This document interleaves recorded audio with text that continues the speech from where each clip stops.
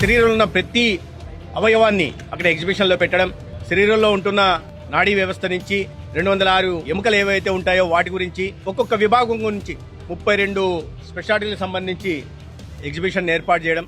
దీని వెనక ప్రధాన కారణం ఒక్కొక్క అవయవం ఏ రకంగా పనిచేస్తుంది, దాని సమర్థవంతంగా పనిచేసేలాగా తీసుకోవాల్సిన జాగ్రత్తలు ఏంటి, ఎక్కడైనా అవయవం అనారోగ్యం బారిన పడితే దానికి ఏదైనా ఇబ్బంది వస్తే తీసుకోవాల్సిన జాగ్రత్తలు, అంటే నివారణ మీద దృష్టి, తర్వాత డిసీజ్ కంట్రోల్ మీద దృష్టి, అదేవిధంగా వైజ్ఞానికంగా ఈ విషయాల్ని కూడా పిల్లలకి అనేక మందికి, ఇప్పుడు నాకు ఆరోగ్య శాఖ మంత్రిగా నేను కూడా ఇప్పుడు అనేక విషయాలను తెలుసుకోవడం జరిగింది.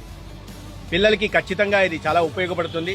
ఇటువంటి అద్భుత ప్రయోగం చేసిన జిఎంసీ ప్రిన్సిపల్ డాక్టర్ సుందరాచారి గారికి, వైస్ ప్రిన్సిపల్ డాక్టర్ శ్రీధర్ గారికి, ఇతర హెచ్ఓడీలకి అందరికి కూడా నేను ప్రత్యేకంగా అభినందనలు తెలియజేస్తున్నా.